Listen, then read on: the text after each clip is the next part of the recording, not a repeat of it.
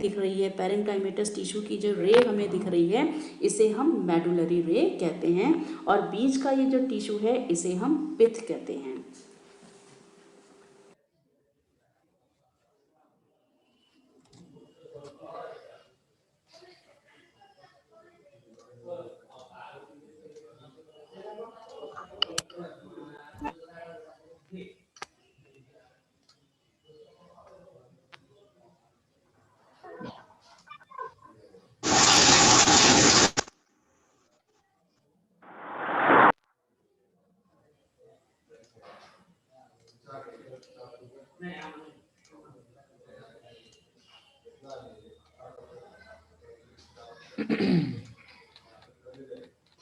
Okay.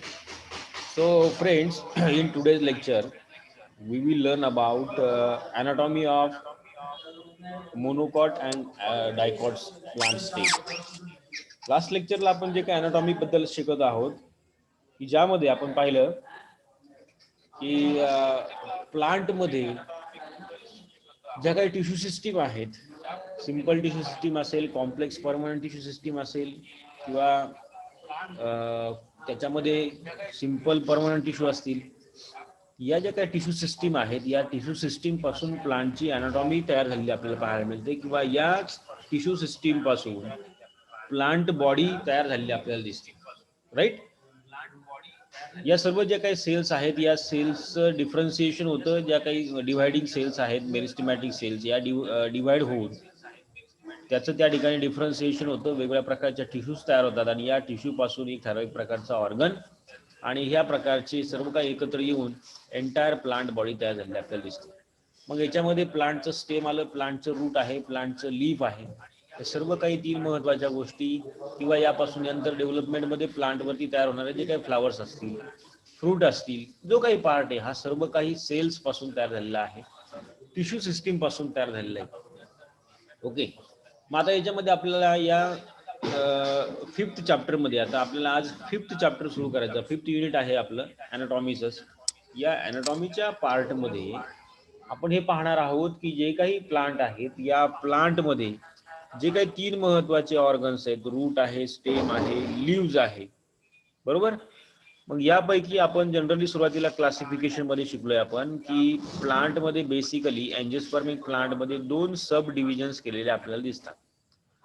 एक सब division आहे त्याला म्हटलंय डायकॉटिलिडोनस प्लांट आणि दुसरी सब डिव्हिजन आहे त्याला म्हटलंय मोनोकॉटिलिडोनस प्लांट. तर याच्यामध्ये हे जे काही डायकॉटिलिडोनस आणि मोनोकॉटिलिडोनस जे आहेत यामध्ये आपण बेसिक डिफरन्स सुरुवातीला पाहिलाय. काय डिफरन्स पाहिलाय पहा बरं सुरुवातीला, की जे काही डायकॉट प्लांट आहे जे त्या डायकॉट प्लांटचा रूटचा जर विचार केला तर you can observe the tap root system. कोणत्या टाईपचं रूट आहे तर टॅप रूट सिस्टीम आपल्याला याच्यामध्ये दिसते, की ज्यामध्ये बघितलं आपण तर हा जो काही मेन रॅडिकल आहे हा मेन रॅडिकल असा कंटिन्यू वाढत इथपर्यंत गेलेला आहे आणि मग याच्यावरती अशा वेगळ्या प्रकारच्या ब्रँचेस आपल्याला या रूट ब्रँचेस आपल्याला या रूटवरती दिसतात, बरोबर. तर याला हे जे काही मेन टॅप रूट आहे किंवा main radical will continue extend and it will use the branches, it is called as the tap root. पण मात्र मोनोकॉट एखादं प्लांट जर बघितलं आपण, आता या ठिकाणी समजा दोन प्लांट आहेत, एक आहे डायकॉट आणि एक मोनोकॉट. त्या मोनोकॉट प्लांटचं कोणत्याही मोनोकॉट प्लांटचं रूट जर सिस्टीम आपण पाहिली तर हा जो काही रॅडिकल आहे हा रॅडिकल याच ठिकाणी स्टंटेड असतो आणि त्यापासून अनेक अशा ब्रँचेस किंवा root branches, root hairs develop झालेले आपल्याला दिसतात. So here radical is stunted and branches are growing. This type of root we called as adventitious root किंवा याला फायब्रस रूट असं देखील आपण म्हणतो, बरोबर. तर हा मेन डिफरन्स आहे डायकॉट प्लांटमध्ये आणि मोनोकॉट प्लांटमध्ये. काय तर डायकॉट प्लांटमध्ये रूट जे आहे ते टॅप रूट सिस्टीमचं आहे आणि मोनोकॉटमध्ये जे काही रूट आहे ते ॲडव्हान्टेशियस टाईपचं रूट आहे, ठीक आहे. दुसरा फरक आहे बघा, हे जे काही स्टेम आपल्याला दिसतं प्लांटमध्ये, डायकॉट प्लांटच्या किंवा मोनोकॉट प्लांटच्या याच्यामध्ये जे काही स्टेम आपल्याला पाहायला मिळतं हे स्टेम पहा इथं, हे इरेक्ट आहे, सिलेंड्रिकल बऱ्याच वेळेला आपल्याला पाहायला मिळेल, पण याच्यावरती आपल्याला पाहायला मिळेल की याच्यावर याला ब्रांचेस आलेल्या दिसतात. डायकॉट प्लांटच्या स्टेम वरती याप्रमाणे आपल्याला ॲक्झिलरी ब्रांचेस आलेल्या दिसतील, पण मात्र इकडं मोनोकॉट प्लांटचं कोणतंही प्लांट घ्या तुम्ही, मेज घ्या, उदाहरण भरपूर आहेत, ज्वार असेल, बाजरी असेल, इवन एखादं शुगर केन असेल किंवा गवत असेल, बांबू आहे, या सगळ्याला बघा याच्या स्टेम वरती ब्रांचेस दिसणार नाहीत. So it is unbranched stem. मग आपण लास्ट लेक्चरला पाहिले की ब्रांचेस येण्यासाठी कोणत्या टाईपचा मेरिस्टेम आवश्यक असतो, तर इंटर कॅलरी टाईपचा मेरिस्टेम जो आहे तो त्या ठिकाणी प्रेझेंट असणं आवश्यक आहे. 3 टाईपचे मेरिस्टेम आपण पाहिले होते पहा, apical meristem, inter calorie meristem आणि लॅटरल मेरिस्टेम. बरोबर. अपायकल मेरिस्टेम जो आहे तो इथे या अपायकल बर्डला असणार आहे किंवा अपायकल रिजनला, टॉप रिजनला असणार आहे की ज्यामुळे या प्लांटची हाईट वाढणार आहे. इंटर कॅलरी मेरिस्टेम जो आहे तो या ठिकाणी मेरिस्टेमेटिक या इंटर कॅलरी मेरिस्टेममुळे ॲक्झिलरी बर्ड्स किंवा याप्रमाणे ॲक्झिलरी ब्रँचेस या ठिकाणी डेव्हलप झालेल्या दिसते. आणि लॅटरल मेरिस्टेम जो आहे, हा लॅटरल मेरिस्टेम या स्टेमच्या लॅटरल पोझिशनला असतो सर्क्युलर मॅनरने, आणि त्यामुळे या स्टेमची जी काही गर्थ आहे, म्हणजे स्टेमची जी काही जाडी असते ती जाडी वाढलेली आपल्याला दिसते. याप्रमाणे स्टेम मध्ये देखील आपल्याला फरक पाहायला मिळतो मोनोकॉट आणि डायकॉट प्लांट मध्ये, की डायकॉट प्लांटच्या स्टेम मध्ये ब्रँचड स्टेम आहे आणि मोनोकॉट प्लांटचं जे काही स्टेम आहे ते अनब्रँचड स्टेम आहे. त्यानंतर तिसरा एक आणखी आपण फरक बघितला की डिफरन्स बघू शकतो की लीफ मध्ये सुद्धा देखील फरक आपल्याला दिसतो. जे कुठलंही डायकॉट प्लांट असेल किंवा ज्या डायकॉट प्लांटचं लीफ जर बघितलं आपण, तर या लीफ मध्ये आपल्याला याप्रमाणे दिसेल बघा, लीफ लॅमिना जो आहे तो असा ब्रॉड असतो आणि हा लीफ लॅमिना जो आहे या लीफ लॅमिनामध्ये रेटिक्युलेट टाईपचं व्हेनेशन आपल्याला दिसतं. रेटिक्युलेट मीन्स व्हॉट, की ज्याला म्हणूया नेटवर्क प्रमाणे, एक नेटवर्क असते बघा या व्हेन्स मध्ये, आहे की नाही, आडव्या तिडव्या इकडे तिकडे गेलेले आपल्याला ह्या व्हेन्स पाहायला मिळतील आणि अशी जाळी तयार झालेली आपल्याला दिसेल, net. So reticulate type of venation is present on the leaves of dicot plant, while in monocot त्याच्या लीव्स वरती जर पाहिलं तुम्ही तर या ज्या काही व्हेन्स आहेत या सगळ्या एकमेकाला अशा पॅरलल आहेत. एकही व्हेन अशी नेटवर्क फॉर्म करू शकत नाही. सर्व काही अशा पॅरलल जातात आणि वाटलं असेल टोकाला सगळ्या इकडे जाऊन मिळतात. याला म्हणायचं parallel venation in monocot plant leaves. तर अशी हे जे काही तीनही ऑर्गन आहेत, रूट आहे, स्टेम आहे, लीव्ज आहे, या तीनही मध्ये आपल्याला याप्रमाणे डिफरन्स पाहायला मिळतो मोनोकॉट आणि डायकॉट प्लांट. आता मॉर्फोलॉजिकली जर काही एवढा डिफरन्स आहे पहा, इथे सुद्धा तुम्हाला दिसेल हे डायकॉट प्लांट आहे, मोनोकॉट प्लांट आहे, मोनोकॉट आणि डायकॉट प्लांटच्या लीफ मध्ये, स्टेम मध्ये, त्याचबरोबर रूट मध्ये हा एवढा सारा फरक आहे. ब्रांच स्टेम आहे डायकॉट प्लांटच्या रूट स्टेम मध्ये, तर अनब्रांच स्टेम आहे मोनोकॉट प्लांट. आता हा एवढा डिफरन्स जर काय समजा आपल्याला एक्सटर्नली पाहायला मिळत असेल तर अॅनाटॉमिकली देखील याच्यामध्ये भरपूर सारा डिफरन्स आपल्याला दिसतो. या दोन डायग्राम आहेत बघा इथं या ठिकाणी जे काही स्टेम आहे डायकॉट मध्ये आणि मोनोकॉट प्लांट, या दोनही प्लांटचं या ठिकाणी स्टेमचा ट्रान्सफर सेक्शन घेतलेला दिसतो. ट्रान्सफर सेक्शन म्हणजे काय, तर सेक्शन घेतलेलं आहे पहा समजून मग आडवा, जसं आपण एखादा, तुम्हाला माहिती ट्रान्सफर सेक्शन काय असं तुम्ही केलेलं आहे प्रॅक्टिकल. पण ट्रान्सफर सेक्शन घेतल्यानंतर मग आतमध्ये अॅनाटॉमिकल फीचर्स जर काही आपण बघितले तर जी काही टिश्यू सिस्टीमची ऑर्गनायझेशन आहे किंवा अरेंजमेंट आहे ही आपल्याला याप्रमाणे अशी वेगळ्या प्रकारची दिसते. डायकॉट प्लांटच्या स्टेम मध्ये हे जे काही व्हॅस्क्युलर बंडल आहेत, हे व्हॅस्क्युलर बंडल्स असे एका रिंग मध्ये अरेंज असलेले पाहायला मिळतात आणि मध्ये सेंटरला खूप मोठा पीथ रिजन आपल्याला दिसतो. बरोबर. हा प्रायमरी ग्रोथ मध्ये आपल्याला दिसेल, म्हणजे सुरुवातीच्याच कंडिशन मध्ये यंग स्टेम मध्ये या प्रकारे आपल्याला दिसेल. नंतर अशा याच ज्या काही व्हॅस्क्युलर बंडलच्या ज्या काही रिंग्स आहेत, अशा अनेक रिंग वाढत जातात आणि त्यानुसार आपल्याला ग्रोथ रिंग झालेली आपल्याला पाहायला मिळते. आपण लास्ट लेक्चरला पाहिलं. बरोबर. प्रत्येक वर्षी याप्रमाणे अशी एक एक ग्रोथ रिंग वाढत जाईल आणि त्यानुसार मग वूड फॉर्मेशन झालेलं दिसतं, सेकंडरी ग्रोथ झालेली दिसते. ठीक आहे. तर डायकॉट स्टेम मध्ये या प्रकारचे अॅनाटॉमिकल फीचर असेल की ज्यामध्ये व्हॅस्क्युलर बंडल जे ते एका सर्कल मध्ये सर्क्युलर मॅनरने अरेंज आहेत.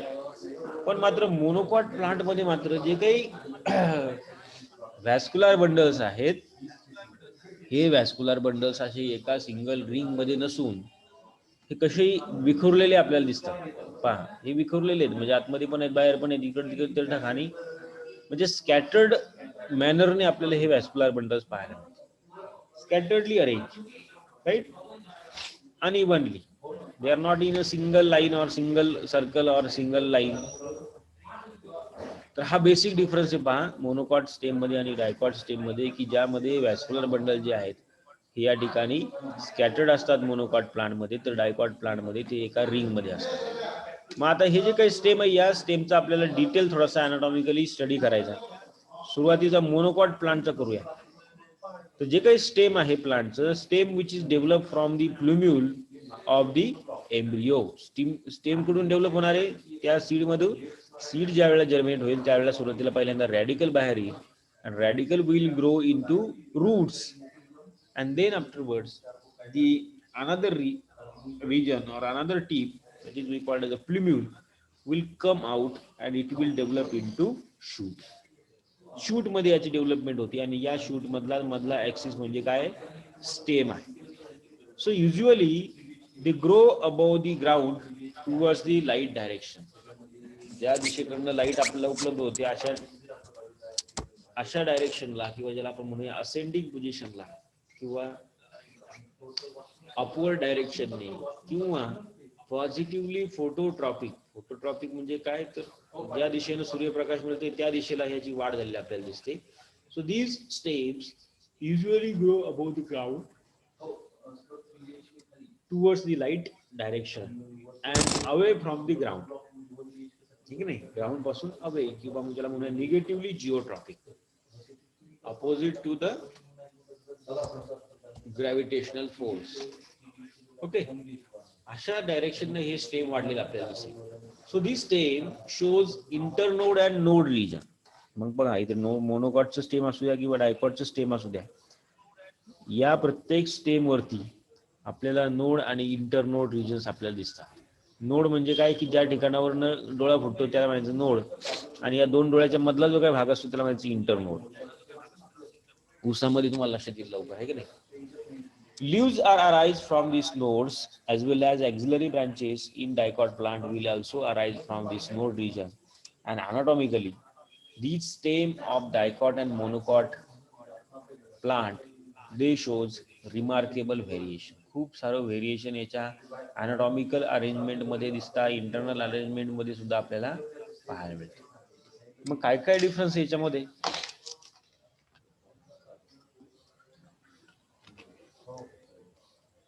पहिल्यांदा मोनोकॉट प्लांट जे आहे त्या मोनोकॉट प्लांटच्या स्टेम मध्ये डिटेली इंटरनल स्ट्रक्चर्स किंवा अनाटॉमिकल फीचर्स काय दिसतात ते पाहूया. तर तुम्हाला मगाशी सांगितलं मी की मोनोकॉट प्लांटच्या स्टेम मध्ये जे काही व्हॅस्क्युलर बंडल आहेत, दीज व्हॅस्क्युलर बंडल्स म्हणजे काय, की झायलेम आणि फ्लोएम पासून तयार झालेला एक व्हॅस्क्युलर बंडल असतो. झायलेम आणि फ्लोएम टिश्यू एकत्र येतात किंवा त्याची अरेंजमेंट आपल्याला इथे पाहायला मिळते, आणि त्यापासून हे जे काही व्हॅस्क्युलर बंडल्स तयार होतात, these vascular bundles they are many, भरपूर सारे व्हॅस्क्युलर बंडल्स असतात, and they are arrange in scattered manner. Scattered means what, की they are scatteredly arrange. It means they are not in a single plane or single circle.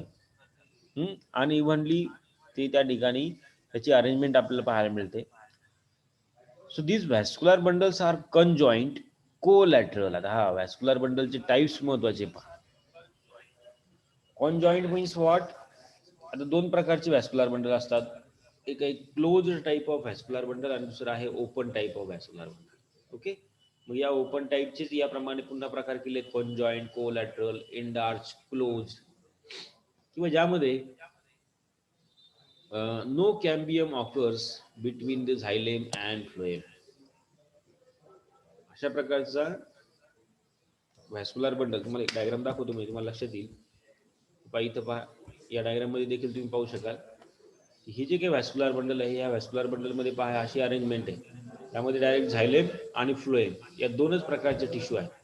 या झायलेम आणि phloem मध्ये या प्रकारे कोणत्याही प्रकारचं पार्टिशन आपल्याला दिसणार नाही.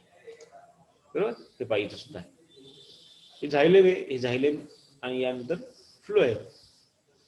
पण मात्र डायकॉट प्लांटच्या स्टेम मध्ये जे काही आपल्याला व्हॅस्क्युलर बंडल्स पाहायला मिळतात, त्या व्हॅस्क्युलर बंडल्स मध्ये अशी अरेंजमेंट असते की झायलेम एका बाजूला, फ्लोएम एका बाजूला, and they R separated by this type of cambium tissue.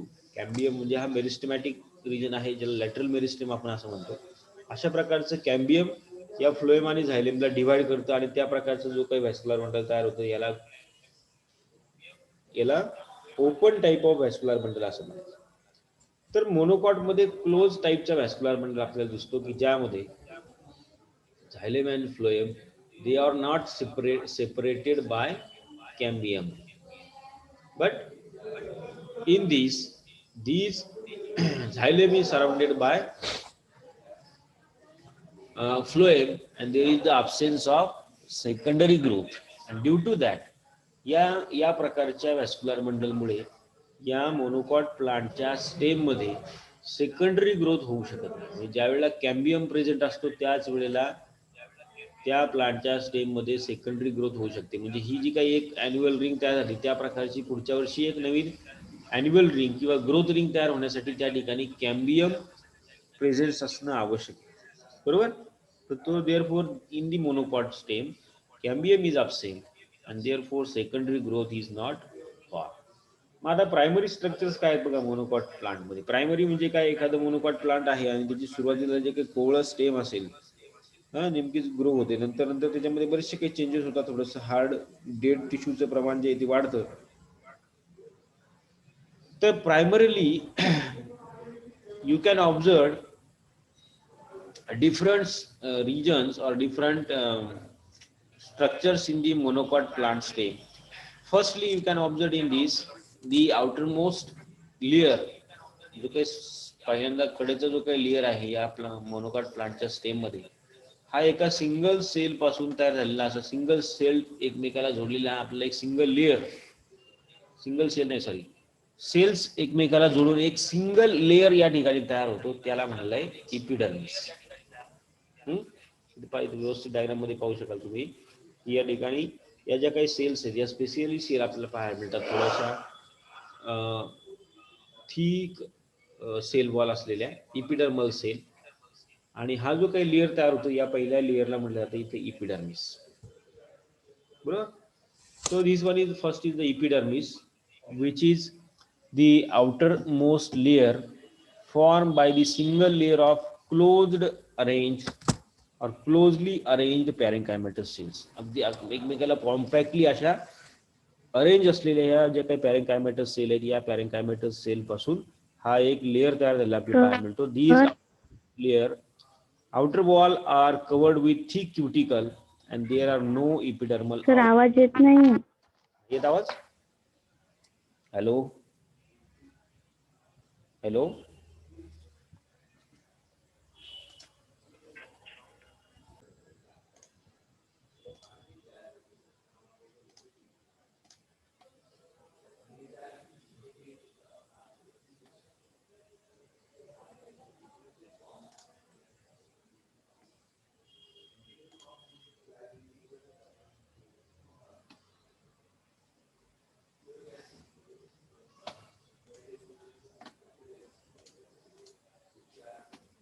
ठीक आहे, दिसते आता स्लाइड.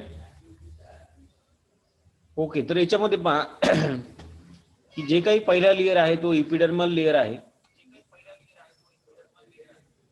की या ठिकाणी पॅरेन्कायमेटस सेल्स एकमेकाला कॉम्पॅक्टली अरेंज होऊन याप्रमाणे असा हा सिंगल लेअर तयार होतो, that is we called as first epidermis. आता या इपिडर्मिसच्या आतमध्ये जे काही टिश्यू सिस्टीम आहे सेकंड टाईप जो आहे त्याला म्हटलं आपण या ठिकाणी हायपोडर्मिस. हायपोडर्मिस हा जो काय आतला रिजन आहे पाहिजे थोडं पुन्हा एक कॉम्पॅक्टली अरेंज असलेल्या सेल्स आपल्या याच्यामध्ये पाहायला मिळतात, that is we called as the hypodermis. And in which some layers of sclerenchymatous cells or cholenchymatous cells you can observe under the epidermis and this is called as the hypodermis. या epidermisच्या आतमध्ये थोड्याशा cholenchymatous किंवा काही sclerenchymatous cells ची arrangement आपल्याला या ठिकाणी 2 ते 3 लेअर मध्ये पाहायला मिळते, याला म्हटलं जातं या ठिकाणी हायपोडर्मिस. हा जो काही epidermisच्या खालचा जो काही लेअर आहे त्याला. So these hypodermis provides mechanical support to the plant. हा हायपोडर्मल लेअर जो आहे तो काय करतो, त्या प्लांटला एक स्ट्रॉंग मेकॅनिकल सपोर्ट देतो, ते प्लांट इझिली तुटणार नाही किंवा ब्रेक होणार नाही यासाठी. सो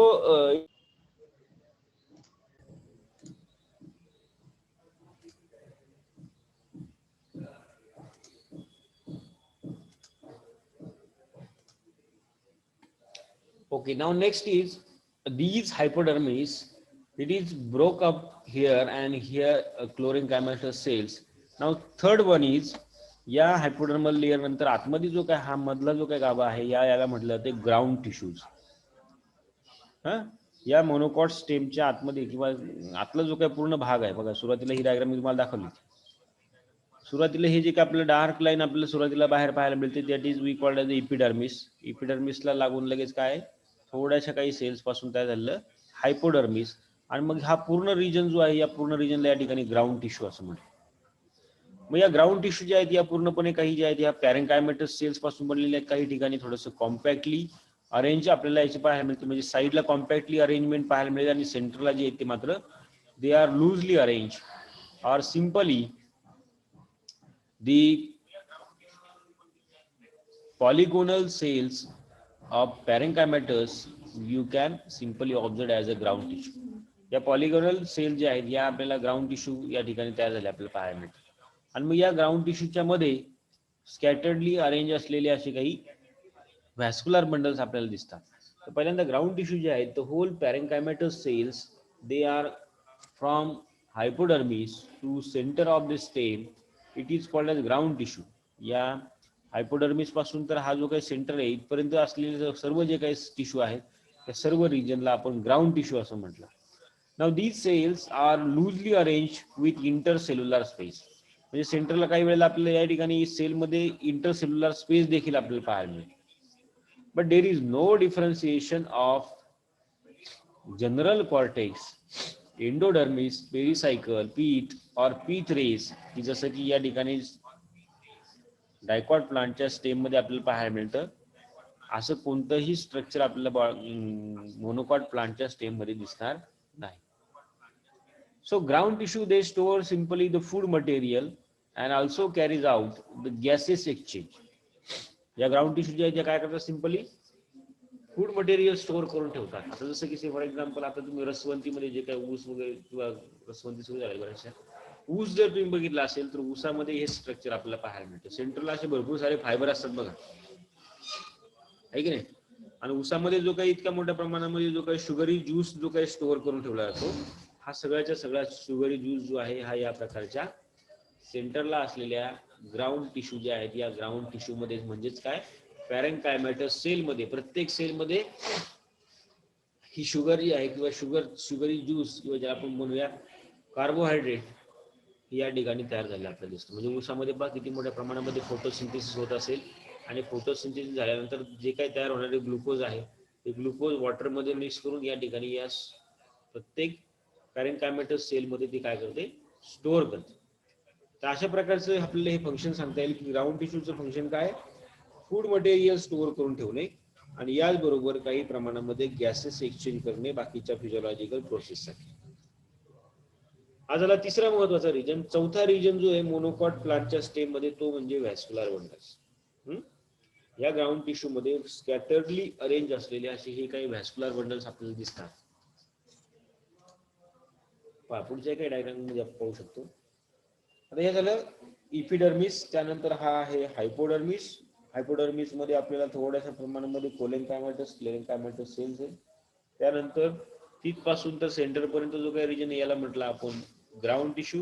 या ग्राउंड टिश्यू जे आहेत या प्रकारच्या पॅरेंकायमेटस सेल पासून तयार झालेले असतात. थोड्याशा आउटर वर्डला पेरिफेरीला कॉम्पॅक्टली अरेंज आहेत आणि मात्र सेंटरला मात्र लूजली अरेंज असलेले आपल्याला दिसतात, आकारानं मोठे देखील दिसतात. मग आता या ग्राउंड टिश्यू मध्ये या ठिकाणी आपल्याला व्हॅस्क्युलर बंडल्स आपल्याला पाहायला मिळतात. व्हॅस्क्युलर बंडल्स म्हणजे काय, they are made up of by xylem and phloem. कशापासून तयार झाले हे व्हॅस्क्युलर बंडल्स, झायलेम आणि फ्लोएम. आणि मग आता झायलेम काय कशापासून तयार झाले तर आपण बघितलं सुरुवातीला. झायलेम मध्ये पुन्हा 4 प्रकारच्या सेल्स आहेत, फ्लोएम मध्ये देखील 4 प्रकारच्या सेल्स आहेत, राईट. ट्रॅकिड्स आहेत, व्हेसल्स आहेत, त्याचबरोबर झायलेम पॅरेंकायमा आहे, झायलेम फायबर आहे. फ्लोएम मध्ये देखील तोच प्रकार आहे, सिम सेल आहे, कंपॅनियन सेल आहे, फायबर सेल किंवा पॅरेंकायमेटस सेल्स आहेत. याची अरेंजमेंट आपल्याला या ठिकाणी पाहायला मिळते आणि they are actually the pillars. एखादी बिल्डिंग बांधताना बघा एखादी काही पिलर्स असतात खाली, आहे की नाही. सुरुवातीला पिलर्स उभे केले जातात आणि मग या पिलर्स वरती छत पडून किंवा स्लॅब पडून मग पूर्णपणे त्या बिल्डिंगला स्वरूप आलेलं असतं. पण ऍक्च्युअली सगळा भार कशावर असतो, त्या पिलर्स वरती असतो. मग या प्लांटच्या स्टेम मध्ये देखील हे जे काही व्हॅस्क्युलर बंडल्स आहेत हे ऍक्च्युअली या ठिकाणी पिलर्स म्हणून काम करतात. मेन मेकॅनिकल स्ट्रेंथ जी काही स्टेमला प्रोव्हाइड करायची आहे ही स्ट्रेंथ जी आहे ती या प्रकारच्या या कंटिन्युअसली वाढणाऱ्या कंटिन्यू असणाऱ्या या व्हॅस्क्युलर बंडल्स मध्ये आपल्याला पाहायला मिळतात. हे व्हॅस्क्युलर बंडल्स आपण ट्रान्सफर सेक्शन घेतलंय म्हणून असे दिसतील, पण ज्या वेळेला आपण लॅटरल सेक्शन घेऊ, उभा सेक्शन घेऊ, तर असे उभे आपल्याला असे फायबर सारखे उभे धाग्यासारखे आपल्याला दिसलेले दिसतील.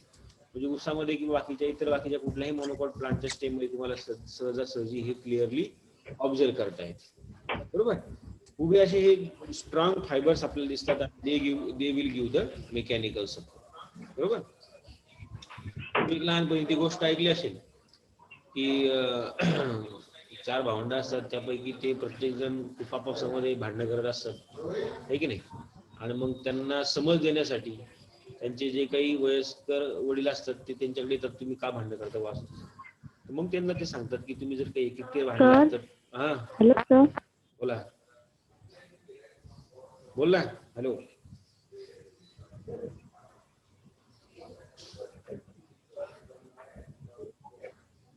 सर आवाजच येत नाही. अरे थोडा नेटवर्कचा प्रॉब्लेम असेल तुमच्याकडे स्वाती. बाकीच्या येतो का आवाज शिवानी? नाही सर. कसं काय मी आता बोललेलं कसं काय ऐकायला तुला? काय शिवानी? पूर्ण लेक्चर मध्ये आवाज नाही आला. आता आवाज आला तुला आणि मग पूर्ण लेक्चरला कसं नाही आवाज येत बरं? बरं ठीक आहे, काय हरकत नाही. थोडं नेटवर्कचा असते डिस्टर्बन्स थोडासा इकडं तिकडं. तर याच्यामध्ये शेवटचा पार्ट आहे, शेवटचे आपले 7 मिनिट राहिले. याच्यामध्ये पहा, पण काय सांगत होतो मी, पिलर्स कसे असतात पहा. पिलर्स काय, हे व्हॅस्क्युलर बंडल त्या प्लांटच्या स्टेम मध्ये कसे काम करतात, तर त्याप्रमाणे जसं त्यांनी मग सांगितलं की तुम्ही प्रत्येकानं काय करा, त्यांच्या हातामध्ये एक एक काठी दिली आणि ती काठी मोडायला सांगितली. तर ती प्रत्येकाने एक एक काठी जी ती सहजासहजी मोडली. पण ज्या वेळेला पूर्ण काठ्या एक साधारणतः 7-8 काठ्या एकत्र बांधल्या आणि त्याची मोडी करून दिली आणि आता मोडा म्हणून सांगितलं, तर ते त्यांना मोडता आलेलं नाही, हे की नाही. त्याला एकीचे बळ असं म्हणतात. तर त्या गोष्टीप्रमाणे या प्लांटच्या स्टेम मध्ये देखील असे अनेक व्हॅस्क्युलर बंडल्स आपल्याला असे फायबर्स सारखे किंवा त्या प्रकारे पिलर्स म्हणून या ठिकाणी असलेले आपल्याला पाहायला मिळतात. आणि त्यामुळे सहजासहजी म्हणजे आपण हाताने मोडायचा प्रयत्न केला तर मोडतील, पण मात्र किंवा जास्त मेकॅनिकल फोर्स देऊन जर मोडायचा प्रयत्न केला तर मोडतील देखील.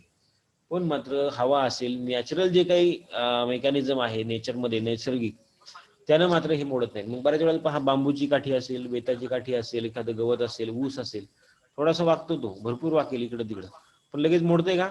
नाही. नारळाचं झाड असेल, नारळाच्या झाडाचं स्टेम असेल, खूप वागतं इकडं तिकडं. सुपारी असेल किंवा बाकीचे भरपूर सारे, पाम आहे, त्याच्यामध्ये आपल्याला टेन्साईल स्ट्रेन मोठ्या प्रमाणामध्ये पाहायला मिळते. म्हणजे ते फ्लेक्झिबल होतात पण मोडत नाहीत लगेच सहजासहजी. मग ही कशामुळे ती फ्लेक्झिबिलिटी? या प्रकारच्या या व्हॅस्क्युलर बंडल्समुळे त्याला त्याप्रमाणे काय म्हणतात त्याला, मेकॅनिकल सपोर्ट त्या ठिकाणी प्रोव्हाइड केला जातो. अशा प्रकारचे हे व्हॅस्क्युलर बंडल्स स्कॅटर्ड अरेंजमेंट मध्ये आपल्याला या मोनोकॉट प्लांटच्या स्टेम मध्ये आपल्याला दिसतील. So these vascular bundles are skull shape. पहा, व्हॅस्क्युलर बंडल्स कसे आहेत? स्कल म्हणजे एखादी कवटी असते की नाही, मानवाची कवटी, भोकाडी ज्याला आपण म्हणतो, 2 डोळे, 1 नाक आणि 1 तोंड दिसते पाहिजे, बरोबर. खतरा, धोक्याची घंटा, अशा प्रकारची ही स्कल शेप व्हॅस्क्युलर बंडल्स आपल्याला याच्यामध्ये दिसतात. And they are scattered in the parenchymatous ground tissues and they are conjoint, collateral, endarch and closed type. Closed टाईपचे आहेत. क्लोज टाईप म्हणजे त्याच्यामध्ये कॅम्बियम जे आहे, कॅम्बियम त्यामध्ये दिसणार नाही. Xylem is surrounded by simply fluid and they are interwoven. So each bundle surrounded by sclerenchymatous bundle sheath, and the smaller bundles are present towards the peripheral and larger at the central. म्हणजे पहा, ह्या monocot प्लांटच्या stem मध्ये जे काही vascular bundle आहेत, या vascular बंडलची arrangement जर तुम्ही पाहिली तर स्मॉल साईजचे व्हॅस्क्युलर बंडल्स आपल्याला असे साईडला म्हणजे पेरिफेरीला पाहायला मिळतात. पेरिफेरल रिजन असं म्हणायचं. आणि आकारानं मोठाले असणारे लार्ज साईजचे असे काही व्हॅस्क्युलर बंडल्स आपल्याला इथं सेंटरला पाहायला मिळतात. ओके, हे पहा, इथं सुद्धा आपल्याला रिअल ऍक्च्युअली फोटो घेतलेले आहे मोनोकॉट स्टेमच्या जो काही सेक्शन आहे, क्रॉस सेक्शन किंवा ज्याला ट्रान्सफर सेक्शन असं म्हणूया आपण, त्यामध्ये पहा इथं साईडला या ठिकाणी इपिडर्मिस दिसते, हायपोडर्मल लेअर आहे, त्यानंतर हे पूर्णपणे ग्राउंड टिश्यू आहेत, की सेंटरला जे आहेत त्या लूजली अरेंज असलेल्या आपल्याला दिसतात आणि त्यातल्या त्यात जे काही व्हॅस्क्युलर बंडल आहेत हे व्हॅस्क्युलर बंडल आकाराने लहान स्मॉल साईजचे पण जास्त नंबरमध्ये आपल्याला या ठिकाणी पेरीफेरीला पाहायला मिळतील साईडला. का बरं? तर ते साठी it will give the more mechanical strain, बरोबर. आणि सेंटरला मात्र आपल्याला मोठ्या साईजचे असे काही मेकॅनिकल व्हॅस्क्युलर बंडल्स पाहायला मिळतील, but they are sparsely arrange, म्हणजे कमी प्रमाणात आहे, एकमेकापासून लांब आहेत पण साईजनं मोठाले आहेत. तर अशा प्रकारची ही नॅचरल अरेंजमेंट, नॅचरल ज्याला आपण म्हणूया आर्किटेक्चर, प्लांटच्या स्टेम मध्ये आपल्याला पाहायला, बरोबर. मग याच्यामध्ये तुम्ही पुन्हा आणखी डिटेली जर पाहिलं तर जे काही व्हॅस्क्युलर बंडल्स आहेत हे क्लोज्ड टाईपचे vascular bundles. Closed type of vascular bundles means what, की ज्यामध्ये फ्लोएम जे आहे ते phloem which lies above the xylem and composed of companion cell and sieve tubes, and these phloem parenchyma and phloem fibers are absent in that type of monocot plant. monocot plant मध्ये जे काही phloem असतं त्या phloem मध्ये पॅरेंकायमा आणि जे काही phloem fibres आहेत हे ॲब्सेंट असतात, पण मात्र कंपॅनियन सेल आणि सिव सेल जे आहेत, सिव ट्यूब जे आहेत, ह्या मोठ्या प्रमाणामध्ये प्रेझेंट असतात. त्यानंतर झायलेम जे आहे या व्हॅस्क्युलर बंडलमध्ये, या झायलेम मध्ये आपण बघितलं की व्हेसल्स आहेत, ट्रॅकिड्स आहेत. So these are made up of by sclerenchymatous cells and the xylem is arranged in the form of Y. Y च्या स्वरूपामध्ये पहा, म्हणजे जसं की असं स्वरूप आपल्याला इथं पाहायला मिळेल किंवा मागच्या डायग्राम मध्ये तुम्हाला देखील दिसेल. In Y shape, Y shape मध्ये आपल्याला ह्या सगळ्या काही जे काही झायलेम आहेत याची अरेंजमेंट, म्हणजे पहा इथे एक मेटा झायलेम आणि इकडे एक मेटा झायलेम आणि नंतर असा खाली इकडं एकमेकासोबत अशा सरळ एका लाईन मध्ये जोडलेले असे हे Meta झायलेम. So in the form of Y, the two metaxylem vessels are situated at the upper two arms and one at the two protoxylem vessels at the bottom. दोन प्रोटोझायलेम जे आहेत हे खाली बॉटमला असतात आणि दोन मेटाझायलेम जे आहेत ते अशी वरती आपल्याला पाहायला मिळतील. आणि बाकीच्या नंतर हे झायलेमचे टिश्यू आहेत, पण मात्र हे त्याला आपण म्हणूया स्क्लेरेन्कायमॅटस टिश्यू. पूर्णपणे हे व्हॅस्क्युलर बंडल जे आहेत हे या झायलेम आणि फ्लोएमच्या बाजूला या ठिकाणी आपल्याला स्क्लेरेन्कायमॅटस टिश्यूचं सराउंडिंग किंवा त्याचं कंपोजिशन आपल्याला या ठिकाणी पाहायला मिळतं. So these lowest protoxylem disintegrates and creates a cavity that is called as protoxylem lacuna or lysigenous cavity at the maturity of that vascular bundle. या व्हॅस्क्युलर बंडल हा मॅच्युअर झाल्यानंतर हा लोअर जो काही मेटाझायलेम आहे, सॉरी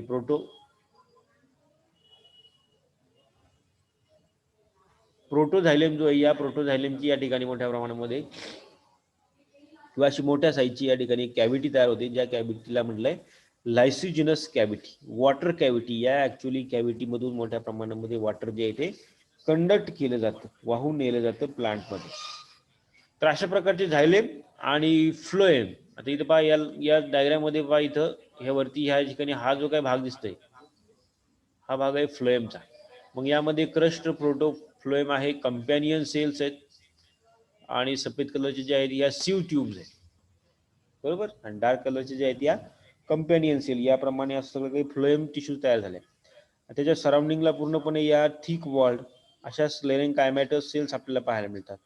मग लोअर साईडला जर बघितलं तर या ठिकाणी डायरेक्टली हा वाय शेप मध्ये असलेला झायलेम आपल्याला दिसतो. मग आता झायलेम आणि फ्लोएम मध्ये कोणत्याही प्रकारच्या